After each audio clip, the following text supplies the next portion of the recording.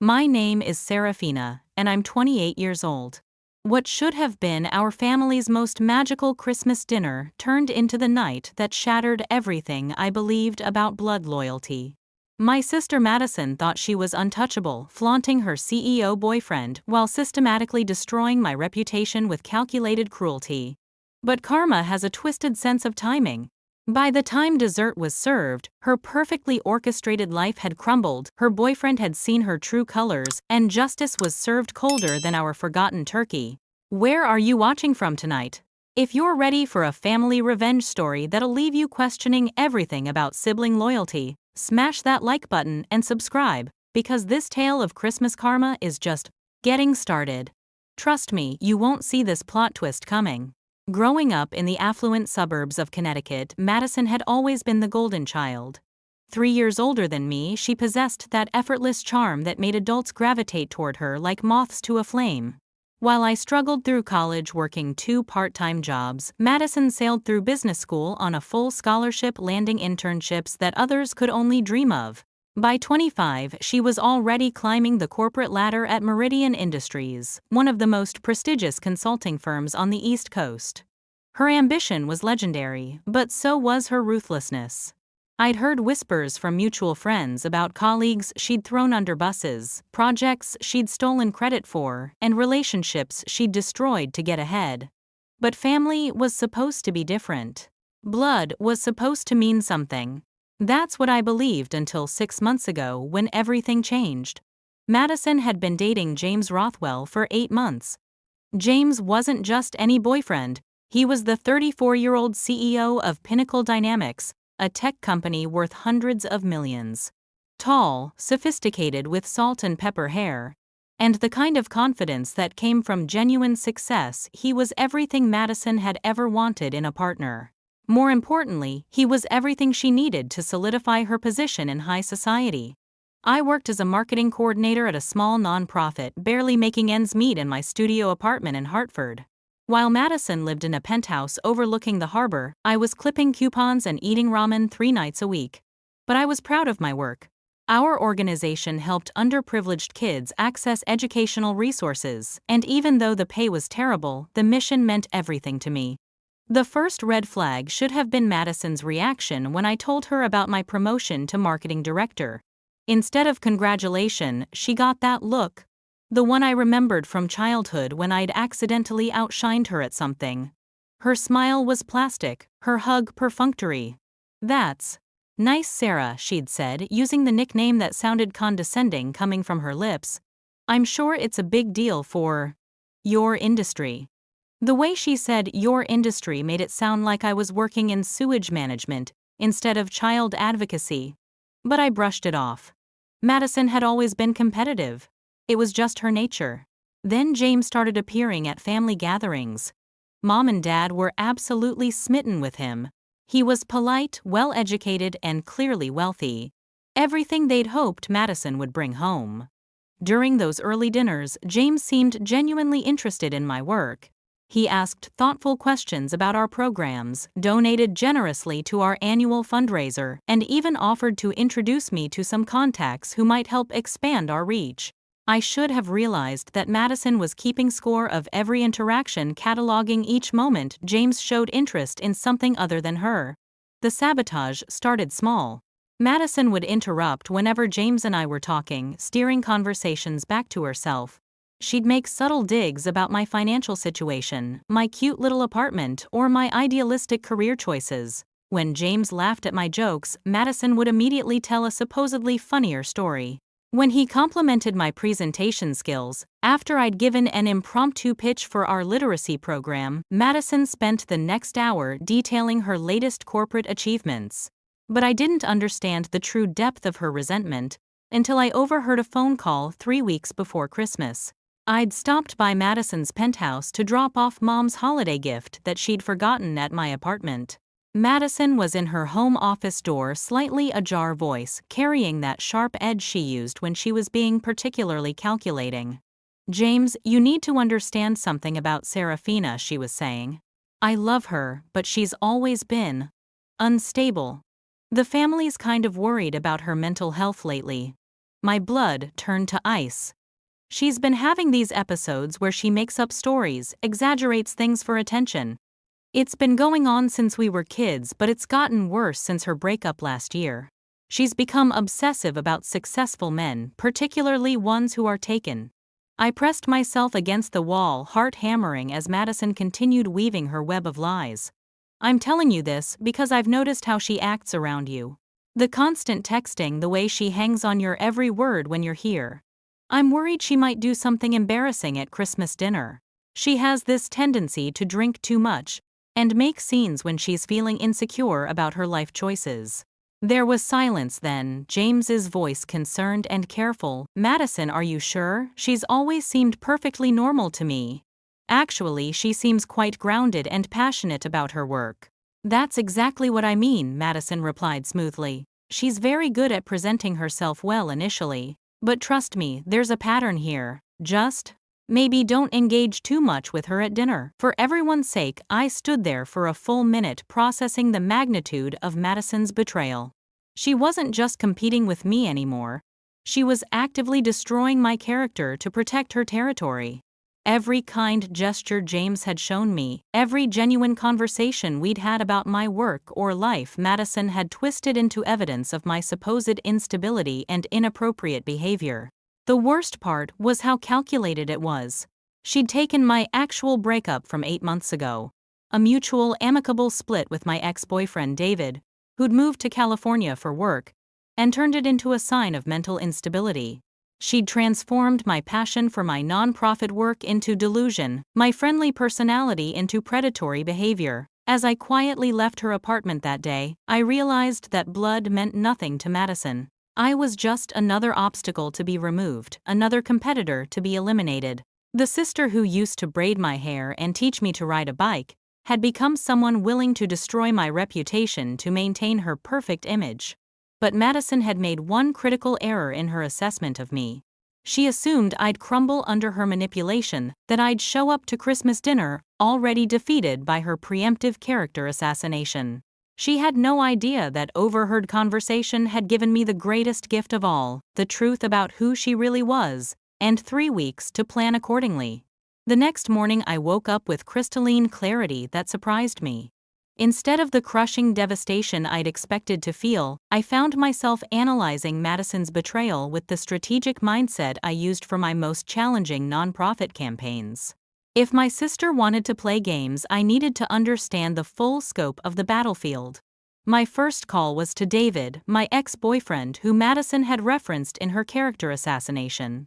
Despite our breakup, we'd remained friends and he was now thriving in his new role at a San Francisco startup. "Sarah, what's wrong?" David asked immediately, picking up on the tension in my voice. "You sound different." I explained Madison's lies, her systematic campaign to undermine my credibility with James. David was quiet for a long moment before responding. "That's absolutely insane, Sarah. You know what's ironic? I've been in touch with some people from Meridian Industries through my new company. There are some serious rumors circulating about Madison. Nothing confirmed, but let's just say she's made enemies." "What kind of rumors?" "Project theft mainly. There's talk that she's been taking credit for junior employees' work, particularly a big account she supposedly landed single-handedly last year. The word is that it was actually developed by a woman named Lisa Chen, but Madison managed to get Lisa transferred to a different department before the presentation." My journalist instincts, honed from years of grant writing and research, kicked into high gear. "David, do you think you could put me in touch with Lisa Chen? Actually, I can do you one better. Lisa left Meridian 6 months ago and started her own consulting firm. She's been pretty vocal about corporate toxicity and workplace ethics on LinkedIn. I'll send you her contact information." Within hours, I was on a video call with Lisa Chen, a brilliant woman in her early 30s who radiated the kind of quiet competence I recognized in myself. What she told me made my stomach turn.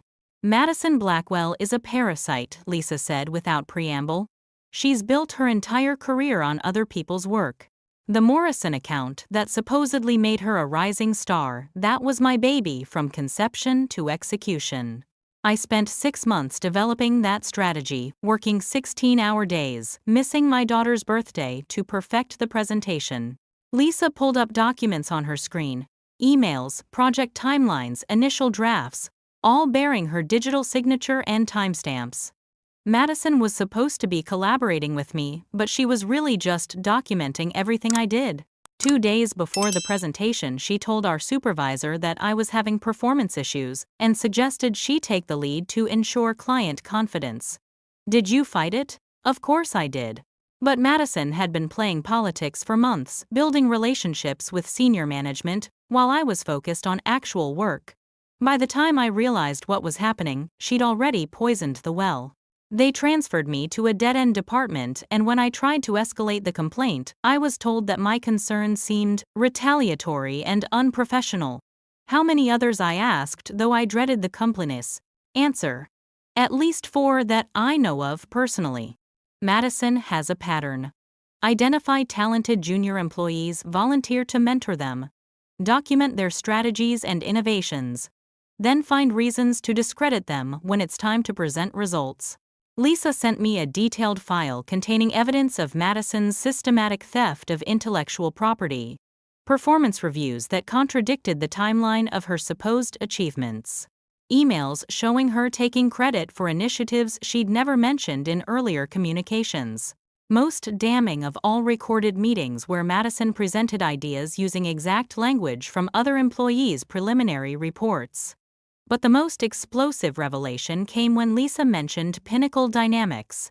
You said your sister is dating James Rothwell. Lisa's expression grew troubled. Sarah, there's something you need to know.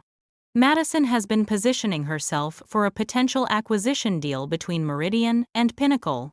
If that goes through, she stands to make millions in bonuses and could potentially land an executive position at James's company. The pieces clicked into place with horrifying clarity. Madison's relationship with James wasn't just personal. It was the cornerstone of her professional strategy. Every romantic dinner was a business meeting. Every family gathering was a networking opportunity. And I wasn't just a sister she saw as competition. I was a potential threat to a multi-million-dollar career move. Lisa, would you be willing to attend our family Christmas dinner? The question surprised both of us. Lisa blinked at me through the screen. I know how that sounds, I continued quickly, but hear me out. James Rothwell is a good man who's being manipulated by someone he thinks he loves. He deserves to know who he's really dating before he makes any business decisions that could affect hundreds of employees. Lisa was quiet for a moment. You know, if Madison gets that executive position at Pinnacle, she'll be in charge of hiring and strategic partnerships. Knowing her pattern, she'll continue stealing ideas and destroying careers, but on a much larger scale. So you'll come. Actually, yes. My daughter will be with her father that evening anyway, and I've been wanting to meet James Rothwell in a professional context. This could be the perfect opportunity to ensure he has all the information he needs to make informed decisions. After ending the call with Lisa, I spent the afternoon creating what I privately called the Madison file. Documentation of her pattern of intellectual property theft, testimonials from affected colleagues, and a timeline showing how her supposed achievements coincided suspiciously with other people's transfers or departures. But I needed more than just professional evidence. If Madison was willing to lie about my mental health, I had to assume she'd been spreading other falsehoods about our family dynamics. I called our cousin Rebecca, who worked in public relations and had always been Switzerland in family politics. Rebecca, I need to ask you something, and I need you to be completely honest. Has Madison said anything to you about me lately? Anything about my mental health or behavior? Rebecca's hesitation was answer enough, but her words still stung. Sarah, she mentioned that you've been going through a rough patch since your breakup. She said you've been drinking more and making inappropriate comments about her boyfriend. She asked me to keep an eye on you at Christmas dinner and maybe intervene if you seemed to be getting too intense. The web was larger than I'd imagined. Madison hadn't just poisoned James's perception of me. She'd been systematically preparing our entire family for my supposed breakdown. But knowledge was power, and now I knew exactly what I was fighting against. The revelation that Madison had been manipulating our entire family's perception of me was the catalyst I needed to shift from defense to offense. If she wanted to play psychological warfare, I was ready to meet her on that battlefield. But I wouldn't be fighting alone. My second call was to Marcus Rivera, James's business partner and longtime friend, whom I'd met briefly at Madison's birthday party 3 months earlier. Marcus was Pinnacle Dynamics' chief technology officer, a sharp-minded engineer who'd helped James build the company from the ground up. During our brief conversation at the party, I'd been struck by his directness and his obvious loyalty to James. Getting Marcus's contact information required some creative networking through my nonprofit connections, but within 2 days I was sitting across from him at a small cafe in downtown Hartford. "I'll be honest," Serafina Marcus said after I'd explained the situation. "Something's been bothering me about Madison for weeks. James is completely smitten, but there have been some inconsistencies in things she's told him about her work." Marcus pulled out his phone and opened a note file. James mentioned that Madison single-handedly landed the Morrison account for Meridian. "But here's the thing. I know Tom Morrison personally. We've done business together for years." When I congratulated him on working with Madison, he looked confused and said he'd primarily worked with someone named Lisa Chen. Madison was only present for the final presentation. "Did you tell James I tried to bring it up casually, but Madison has a way of redirecting conversations when they get uncomfortable for her. Plus, James is, well, he's in love. Or thinks he is. It's hard to make someone see red flags when they're wearing rose-colored glasses." Marcus's concerns went deeper than just professional misrepresentation.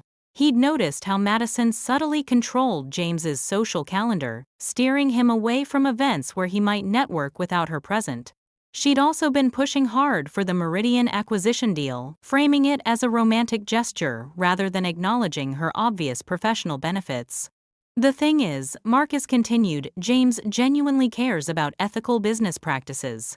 If he knew Madison was built her career on stolen work, it would destroy him. Not just the relationship, it would shatter his faith in his own judgment. That's when I made a decision that would change everything." "Marcus, what if James could see the real Madison in action, not through secondhand stories or documented evidence, but by witnessing her behavior firsthand when she thinks she's safe?"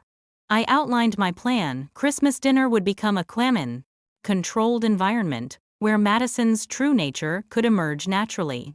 Lisa Chen would attend as my guest, introduced simply as a colleague from the consulting industry. Marcus would be there as James's friend, and I would create a situation that would force Madison to reveal her manipulative tactics in real time. "You want to set a trap," Marcus said slowly. "I want to create an opportunity for truth," I corrected. "Madison's been lying about me stealing credit from colleagues and manipulating James for months. All I'm doing is leveling the playing field." Marcus was quiet for a long moment. "James deserves better than this. And if Madison is really as calculating as you say, then she's probably planning something for Christmas dinner anyway. She's been dropping hints about wanting to make a special announcement that evening." My blood chilled. What kind of announcement? James has been looking at engagement rings. The stakes had just escalated exponentially. If Madison succeeded in getting engaged to James while maintaining her web of lies, she wouldn't just be securing her professional future, she'd be trapping a good man in a relationship built on deception. That evening, I called an emergency meeting with Lisa Chen and Marcus. We gathered at my small apartment, spreading documents across my dining table like generals planning a campaign. "Here's what we know," Lisa said, organizing the evidence. "Madison has a pattern of identifying threats and neutralizing them through character assassination. She's already started the process with Serafina, and if she's planning an engagement announcement, she'll want to eliminate any potential sources of contradiction before that happens." Marcus nodded grimly. "She's been suggesting that Christmas dinner should be immediate family only. But James insisted on keeping the guest list open because he wanted to meet more of Sarah's friends and colleagues. Which means Madison doesn't know Lisa will be there," I realized. "She'll assume she has complete control over the narrative." We spent 2 hours crafting our approach. Lisa would engage Madison in casual conversation about the consulting industry. subtly probing her knowledge of projects she'd supposedly led. Marcus would observe James's reactions and be ready to provide context if needed. I would remain calm and professional, documenting everything while refusing to take Madison's bait. The key, Lisa emphasized, is letting Madison expose herself. We can't attack her directly, or we'll look like the aggressors. But if we create the right conditions, her own behavior will do the work for us. 3 days before Christmas, I received an unexpected call from my mother. "Sarah, honey, Madison told me you've been having a hard time lately," Mom said, her voice laden with concern. "She mentioned that you might not be feeling up to hosting Christmas dinner this year." I'd been hosting Christmas dinner for the past 4 years since getting my own place. It was a tradition I treasured, and Madison knew it. "I'm feeling fine, Mom." "Why would Madison think I wasn't up to hosting?" "Well, she said you seemed overwhelmed when she talked to you last week and with your situation. She thought it might be better if we moved dinner to her place. She's already ordered catering and everything." Madison was making her final play, removing the event from my territory and placing it squarely in her controlled environment. But she'd underestimated my resolve. "Mom, I've already prepared everything for Christmas dinner. The menu is planned, the house is decorated, and I've been looking forward to this for weeks. If Madison wants to have a separate celebration at her place, that's fine, but I'm not canceling our family tradition." There was a pause. "Sarah, you know how important this is to Madison. James might propose that evening and she wants everything to be perfect." "Then it should definitely be at my place," I said firmly. "James has never seen where I live, and it'll be more intimate than Madison's penthouse. If this is really about family and love, then we should celebrate in the home where we've always celebrated Christmas." After some back and forth, Mom agreed to keep dinner at my apartment. But I could hear the worry in her voice, the seed of doubt Madison had planted about my stability and judgment. That night, I called Marcus with an update. "She's scared," I told him. "Madison is trying to control every variable because she knows something might go wrong. That desperation is going to be her downfall." "James mentioned that she's been unusually clingy lately," Marcus confirmed. "And she's been asking a lot of questions about his business relationships and future plans. If I didn't know better, I'd say she was conducting due diligence on her own boyfriend." As Christmas approached, I felt a strange sense of calm settling over me.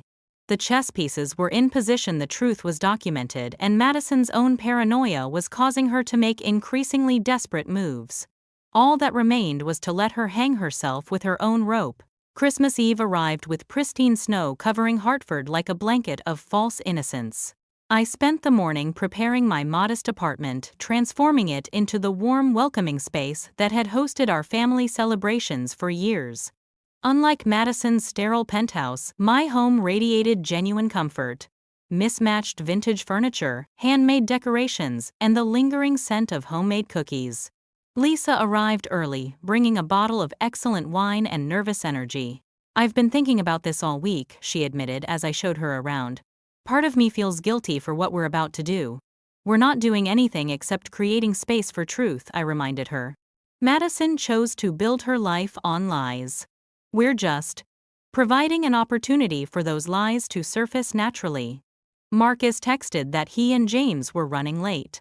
Madison had insisted on stopping by her apartment first, to freshen up. Translation: she was having a strategy session with herself, preparing for what she assumed would be her triumph. My parents arrived right on time, followed by my Aunt Sarah and cousin Rebecca. The mood was festive, everyone excited about the mysterious special announcement Madison had been hinting about. Mom kept shooting me concerned glances, clearly expecting signs of the instability Madison had warned her about. When James's car pulled up, I watched through my window as Madison emerged, looking absolutely stunning in a designer red dress that probably cost more than my monthly salary. James looked handsome as always, but there was something tentative in his expression as he surveyed my neighborhood. The moment Madison walked into my apartment, her smile faltered slightly. She'd clearly expected something more pathetic. Instead, she found a warm, beautifully decorated space filled with family and the rich aroma of home-cooked food. "Sarah, this is lovely," she said, her tone suggesting surprise that I was capable of creating something pleasant. Thank you, I replied evenly. James, I'm so glad you could make it. I'd love to introduce you to my colleague, Lisa Chen. She's in consulting as well. The introduction was perfectly innocent, but I watched Madison's eyes sharpen as she processed the name. To her credit, she recovered quickly, extending her hand to Lisa with a brilliant smile. Lisa Chen, Madison repeated. That name sounds familiar. Do you work with Meridian Industries? I used to, Lisa replied pleasantly. I left about 6 months ago to start my own firm. I specialized in strategic development, particularly in the tech sector. How interesting, Madison said, and I could practically see the wheels turning in her head. I work in strategic consulting at Meridian. What projects did you work on before you left? This was it, the moment of truth. Lisa smiled and began describing her work on various accounts, including several that Madison had supposedly led. As Lisa spoke, providing detailed insights and specific client information, James leaned forward with genuine interest. That Morrison account sounds fascinating, James said. Madison, didn't you lead that project? You should compare notes with Lisa. The color drained from Madison's face before she caught herself. Oh, well, there were several Morrison projects. I'm sure we worked on different aspects. But Lisa wasn't finished. Actually, there was only one Morrison project during my time there. Tom Morrison was very specific about wanting a single cohesive strategy. I remember because I spent Christmas break last year working on the preliminary research. Madison's laugh sounded forced. Memory can be so unreliable, can't it? I mean, with so many projects, it's easy to get confused about timelines and contributions. That's when Marcus smoothly entered the conversation. Tom Morrison is actually a personal friend of mine. Great guy. He was just telling me how impressed he was with the consultant who did the foundational work on his project. Really thorough, innovative approach to market penetration. James turned to Madison with pride. See, I told you that project would establish your reputation. But Lisa shook her head gently. Tom must have been referring to the preliminary work. The consultant he praised was specifically the one who developed the initial framework. That was my role. The presentation team came later. The room had grown quiet, family members, sensing undercurrents they didn't understand. Madison's composure was cracking her smile, becoming more strained with each exchange. You know what Madison said, her voice rising slightly. I think there might be some professional jealousy at play here. Lisa, I'm sorry your experience at Meridian didn't work out, but trying to claim credit for successful projects isn't the answer. The accusation hung in the air like a slap. Lisa remained calm, but I saw hurt flash across her features. Madison James said quietly, that seems like an unfair characterization. Lisa was just sharing her experience. James, you don't understand how competitive the consulting world can be, Madison replied, turning to him with desperate appeal. Some people will say anything to discredit successful women. Sarah probably told Lisa to say these things because she's jealous of our relationship. There it was. The character assassination Madison had been building toward all evening. She was throwing me under the bus to deflect from her own exposure. But instead of the unstable reaction Madison had primed everyone to expect, I simply pulled out my phone and opened a voice recording. That's interesting, Madison, I said calmly. Because 3 weeks ago you told James that I was mentally unstable, prone to making up stories and obsessively pursuing successful men. You warned him not to engage with me too much at dinner tonight. I pressed play.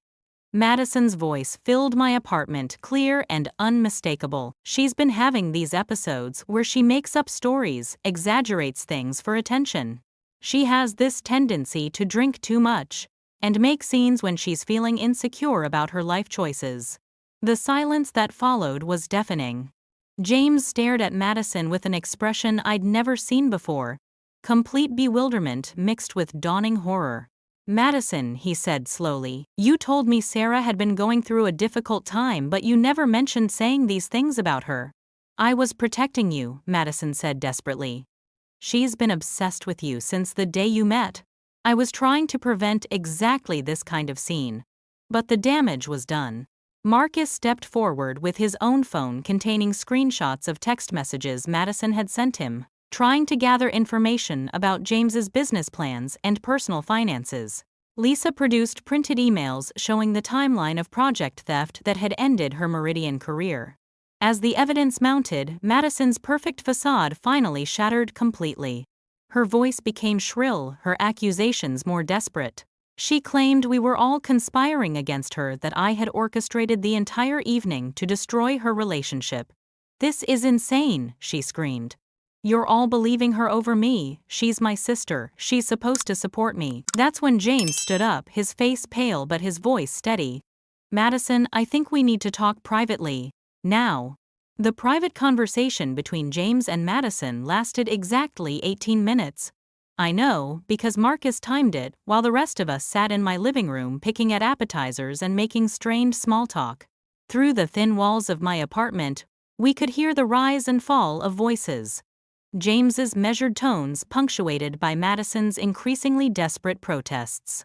When they emerged from my bedroom, Madison's perfectly applied makeup was streaked with tears, and James looked like a man who'd discovered his entire world was built on quicksand. "I think we should go," Madison announced to the room, her voice brittle. "James isn't feeling well." But James remained standing in my living room, his hands clasped behind his back in a posture I recognized as his default when making difficult business decisions. "Actually, Madison, I'll be staying for dinner," he said quietly. "Marcus can give me a ride back to the city later."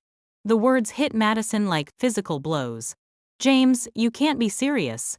You're going to believe these people over me, over us." "I'm going to believe documented evidence and recorded conversations," James replied.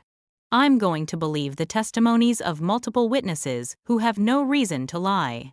And I'm going to believe what I just heard in that bedroom when you tried to convince me that everyone else was crazy instead of taking responsibility for your actions." Madison's final mask slipped away completely. The sophisticated, charming woman who'd captivated my family for months revealed herself as something far more desperate and ugly. "You have no idea what I've done for you," she shrieked. "The Meridian acquisition deal. That's worth millions to your company. I've been setting that up for months, navigating corporate politics you couldn't even comprehend." James went very still. "What did you just say?" Too late, Madison realized she'd revealed the transactional nature of their entire relationship. Her face went white as she understood the magnitude of her mistake. "I didn't mean. That's not what I meant," she backtracked frantically. "I love you, James. Everything I did was for us, for our future together." "You've been manipulating a business deal through our personal relationship," James said, his voice deadly quiet. "You've been using me to advance your career while systematically destroying the reputation of anyone who might threaten your fabricated success." Marcus stepped forward, his expression grim. "James, there's more you need to know. I did some research after our conversation last week. The Meridian acquisition you've been considering, it's largely based on projected value from accounts that Madison supposedly developed. If those projections are false, then we'd be acquiring a company under fraudulent pretenses," James finished. He turned to Madison with something approaching pity. "How many other deals have you influenced through manipulation and lies?" Madison seemed to crumble inward, her designer dress suddenly looking like a costume that no longer fit. "You don't understand the pressure I was under. The expectations. I had to succeed. I had to prove myself worthy of someone like you." "By destroying other people," Lisa spoke up quietly. "By stealing their work and ruining their careers. By lying about your own sister's mental health. Sarah has always been jealous of me." Madison whirled toward me, her eyes wild. "From the time we were children, she's resented my success, my relationships, everything I've achieved." "What success?" I asked gently. "Madison, your entire career is built on other people's work. Your relationship with James was a business strategy. Even tonight, you tried to manipulate our family into believing I was having a breakdown, rather than face the truth about yourself." My mother, who had been silent throughout the confrontation, finally spoke up. "Madison, sweetheart, is this true? Have you really been lying to us about Sarah?" For a moment I thought Madison might finally acknowledge her actions, might show some remorse or attempt at genuine accountability. Instead, she laughed. A bitter, broken sound that made everyone in the room uncomfortable. "You want to know the truth," she said, looking around the room with wild eyes. The truth is that I've worked harder than any of you could imagine to get where I am. Yes, I took credit for some projects. Yes, I made strategic connections. Yes, I told James that Sarah was unstable, because she is. Look at this whole evening, she orchestrated this entire setup to destroy my life. I recorded a conversation where you lied about me, I said calmly. Everything else, Lisa's testimony, the documented evidence, the business manipulation, that's all you, Madison. James pulled out his phone and began typing rapidly. Marcus, I need you to contact our legal team first thing tomorrow. We need to review every aspect of the Meridian deal. And I want a full audit of any business decisions that might have been influenced by personal relationships. James, wait, Madison pleaded, reaching for his arm. Don't let them destroy what we have. We can work through this. I can explain everything. He stepped away from her touch. Madison, there is no we. There hasn't been for months, apparently. I've been in a relationship with a fiction, a character you created to manipulate me. The engagement ring box that Marcus later told me had been in James's jacket pocket would remain unopened. Instead, James sat down at my dining table and asked if dinner was still being served. Madison stood in the middle of my living room for another minute, looking around the room as if expecting someone to come to her defense. When no one moved, when no one spoke, she grabbed her purse and coat. "This isn't over," she said, her voice shaking. "You think you've won something here, Sarah? You've destroyed your own sister. When this all falls apart, when you realize what you've done, don't come crying to me." The door slammed behind her, leaving the rest of us in stunned silence. James was the first to speak. "I owe you all an apology. Particularly you, Serafina. I should have seen through her manipulations sooner." "You trusted someone you loved," I replied. "That's not something to apologize for." But even as we finally sat down to Christmas dinner, I knew Madison was wrong about one thing. This was absolutely over. The aftermath of Christmas dinner unfolded over the following weeks, like dominoes falling in perfect sequence.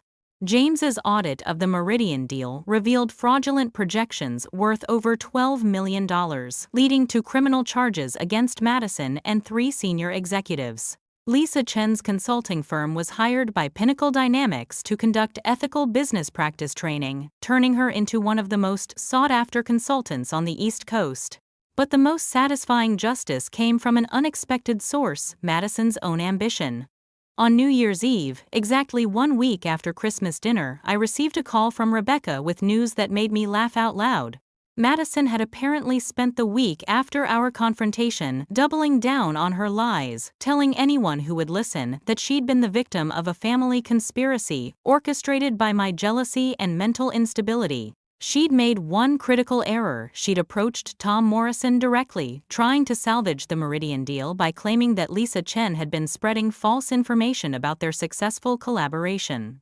Tom Morrison, who had worked extensively with Lisa and considered her one of the most ethical consultants he'd ever encountered, immediately contacted James to warn him about Madison's continued manipulation attempts. This led to Madison's final undoing. James shared Morrison's warning with the FBI investigators already looking into the fraudulent projections, providing them with evidence of ongoing obstruction of justice and witness intimidation. Madison's desperate attempts to save herself had instead sealed her fate. The criminal charges were just the beginning. Word of Madison's unethical practices spread through the consulting industry faster than social media gossip. The professional network she'd spent years cultivating turned against her overnight. Former colleagues who had suspected her tactics finally felt safe to speak up, creating an avalanche of evidence that buried any chance of career rehabilitation. By February, Madison had been sentenced to 3 years in federal prison for fraud and conspiracy. Meridian Industries fired her with cause, voiding her severance package and demanding restitution for the stolen intellectual property. The penthouse apartment she'd leased beyond her actual means was foreclosed, her luxury possessions sold at auction. But perhaps the most poetic justice was personal rather than legal. James and I began dating in March. Not because of some romantic comedy meet-cute, but because our shared experience with Madison's manipulation had revealed genuine compatibility and mutual respect.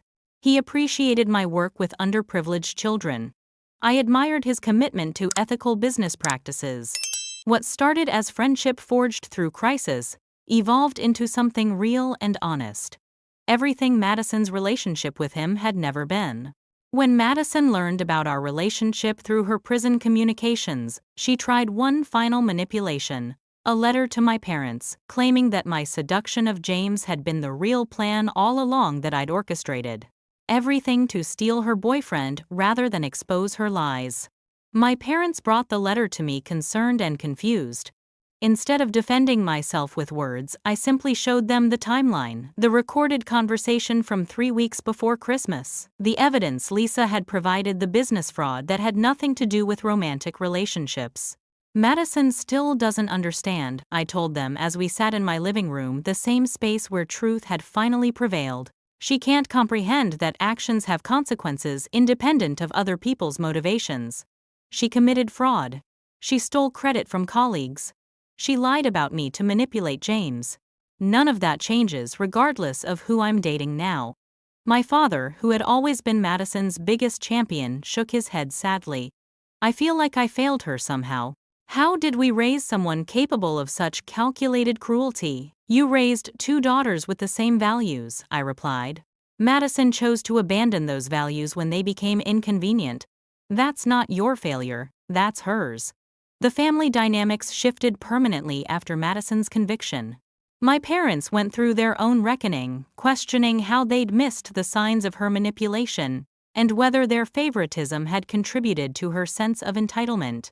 Cousin Rebecca admitted she'd always felt uneasy about Madison's stories but had been afraid to question the family golden child. Lisa Chen became an unexpected friend, our shared experience with Madison's toxicity, creating a bond that extended far beyond professional networking. She often joined James and me for dinner, sharing stories about rebuilding her career and helping other professionals who'd been victims of workplace manipulation. Marcus, ever the straight shooter, pointed out the beautiful irony of the entire situation. Madison spent years building a house of cards, convinced she was brilliant for gaming the system. But all it took was one honest conversation to bring everything crashing down. She defeated herself. As spring turned to summer, I reflected on the lessons learned from Madison's spectacular self-destruction. Trust, I realized, wasn't just about believing the people you love. It was about creating space for truth to emerge even when that truth was uncomfortable. Madison had demanded blind loyalty while offering calculated deception in return. Family, I learned, wasn't just about blood relations. It was about people who supported each other's growth, rather than competing for scraps of validation. Lisa Chen and Marcus Rivera had become more like siblings to me than Madison ever was, even during our childhood years. Justice, I discovered, wasn't always immediate or obvious. Sometimes it required patience, documentation, and the willingness to let people reveal their true character when they felt safe to do so. Madison's downfall wasn't revenge. It was simply the natural consequence of choices she'd made consistently over years. On the first anniversary of that Christmas dinner, James proposed to me in my little apartment in the same living room where truth had triumphed over manipulation. The ring wasn't as expensive as the one he'd originally planned to give Madison, but it represented something far more valuable, a relationship built on honesty, mutual respect, and genuine love. Madison is eligible for parole in 18 months. I don't know if she'll try to contact me when she's released, or if she'll finally understand the damage she caused not just to others but to herself. What I do know is that some people create their own prisons long before the legal system gets involved. Sometimes, the greatest revenge is simply living well and allowing toxic people to face the natural consequences of their choices. Have you ever experienced betrayal from someone you trusted completely? How did you handle discovering that a family member was willing to destroy your reputation for their own benefit? Share your stories in the comments below. I'd love to hear how you found justice or healing after family drama. Don't forget to hit that like button if this story resonated with you. Subscribe for more real-life stories about overcoming toxic relationships. And share this video with anyone who needs to hear that truth eventually wins over manipulation. Thank you for joining me on this journey through one of the most challenging but ultimately empowering experiences of my life. Remember, blood may make you relatives, but loyalty and love make you family.